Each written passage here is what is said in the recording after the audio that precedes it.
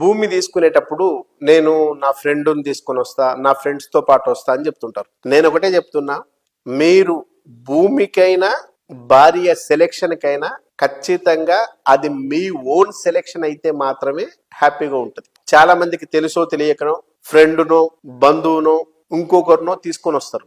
అట్లా తీసుకొచ్చినప్పుడు ఖచ్చితంగా డెఫినెట్ గా మీకు చెప్తున్నా, వచ్చిన ఏ పర్సన్ అయినప్పటికీ ఒక భార్య, ఒక డాడీ, మమ్మీ వీళ్ళు తప్పిస్తే అదర్గా వచ్చే ఏ పర్సన్ అయినా కూడా ఖచ్చితంగా మీరు ప్రాపర్టీ తీసుకుంటా అంటే హ్యాపీగా ఉండలేడు. డెఫినెట్ గా చెప్తున్నా, గుర్తుపెట్టుకోండి. మీకు సంబంధించిన ఈ ఫ్యామిలీ మెంబర్స్, ఈ ముగ్గురు ఎవరైతే ఉన్నారో వీళ్ళకి తప్ప ఇంకా ఎవరు వచ్చినా కూడా మీరు ప్రాపర్టీ తీసుకుంటా అంటే వాళ్ళు హ్యాపీగా ఉండలేరు. ఇది మానవ నైజం.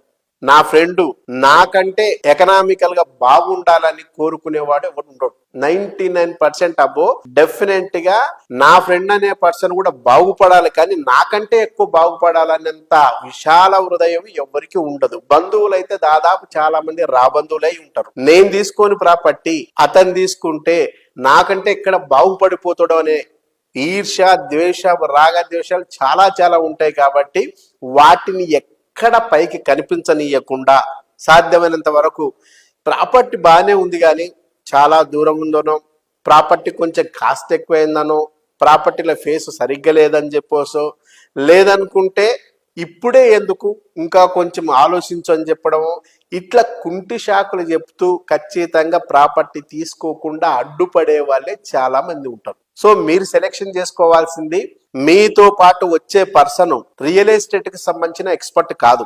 మీతో పాటు వచ్చే పర్సన్ ఎవరైతే ఉన్నారో ఆయన ఏదో ఉద్యోగం చేసుకునే పర్సన్, లేదా సెల్ఫ్ ఎంప్లాయీ పర్సన్, లేదా మామూలు డ్రైవింగ్ చేసే పర్సన్, ఇంకో పర్సన్ అయి ఉంటాడు. అంటే ఆయన వచ్చిన పర్సన్ ఖచ్చితంగా రియల్ ఎస్టేట్ కి సంబంధించిన పర్సన్ కాదు. కాబట్టి ఆ రంగంలో వస్తున్న మార్పులేంటి, చేర్పులు ఏంటి, కొత్తదనం ఏంటి, దానివల్ల లాభాలేంటి, నష్టాలేంటి చెప్పగలిగేంత స్థితి, నాలెడ్జ్ ఆయనకు ఉండదు. ఖచ్చితంగా నేను ఆయనకు సంబంధించిన ఫీల్డ్ లో ఆయన హీరో అయి ఉండొచ్చు, కానీ రియల్ ఎస్టేట్ లో మాత్రం అతను ఖచ్చితంగా జీరో మాత్రమే. నీకెంత తెలుసో ఆయనకు కూడా అంతే తెలుసు. తెలిసిన పర్సన్స్ తో మనం ఏదన్నా ఒక సలహా సూచనను అడిగితే అతను కన్ఫ్యూజ్ చేసే అవకాశమే ఎక్కువ ఉంటుంది తప్ప, నీకు క్లారిటీ ఇచ్చి నువ్వు ప్లాట్ తీసుకో, నీ కూతురు చదువుకో, లేకుంటే బాబు మ్యారేజ్కో, లేదా నీ భవిష్యత్తుకో ఉపయోగపడుతుందని సానుకూలంగా చెప్పేవాళ్ళు 99% ఉండరు. మీకు సంబంధించిన అంశాన్ని మీరే తెలుసుకొని నిర్ణయం తీసుకుంటే బాగుంటది అనేది నా సలహా.